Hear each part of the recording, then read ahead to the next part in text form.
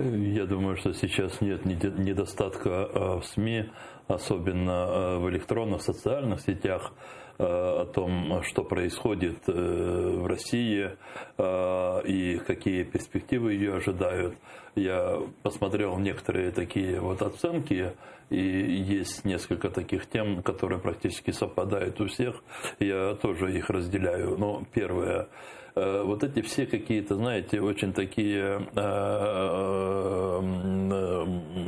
надежды, осторожненькие российских либералов, потом состоится некий трансфер или транзит власти.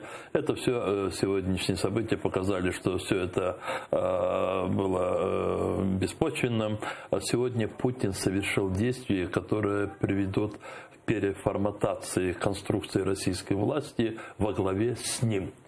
То, что он сегодня объявил о том, что Россия остается президентской республикой, и одновременно он сказал о том, что усиливаются позиции, должны быть усилены позиции Государственной Думы, Государственного Совета, это не должно никого вводить в заблуждение. Действительно, скорее всего, Россия будет преобразовываться в парламентскую республику с таким очень иллюзорным институтом президентства. Да. Северная Корея парламентская республика. Там несколько партий. Да? Прекрасно. И есть вождь. Да? Прекрасно. То есть Путин готовит себе вот переход из одной институции в другую, но при сохранении полной власти. Это первое. Второе. Вы абсолютно правильно сказали. Я думаю, что сегодня, и об этом надо говорить, особенно всем нашим делегациям на международных площадках.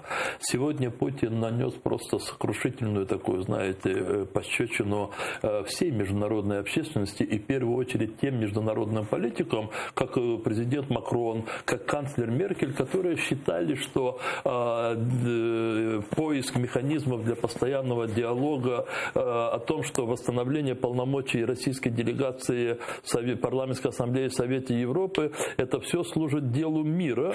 А сегодня Путин четко сказал, мы внесем в Конституцию изменения, которые уже в Конституции будет включать о том, что законодательство России превыше всего. И тогда вы просто, чтобы наши зрители понимали, если вы пишете в своей Конституции, что ваше национальное законодательство выше всего, и в том числе международного права, тогда зачем вам идти в те международные организации, которые сообща пытаются обсуждать проблемы мира? Да, ПАСЕ. И таким образом, я абсолютно согласен с господином Климкиным, бывшим министром иностранных дел Украины. Путин решает одновременно несколько задач. Он не просто усиливает Россию для того, чтобы в его понимании противостоять всему внешнему миру, он укрепляет себя и спасает себя во власти. Потому что если бы хотя бы в какой-то мере было бы развитие такое, знаете, естественное событие после Путина, то понятно, что завершение этих событий – это Гаага, это скамья подсудимых. Путин делает все для того, чтобы сохранить власть, заставлять мир и дальше следовать всем пожеланиям России.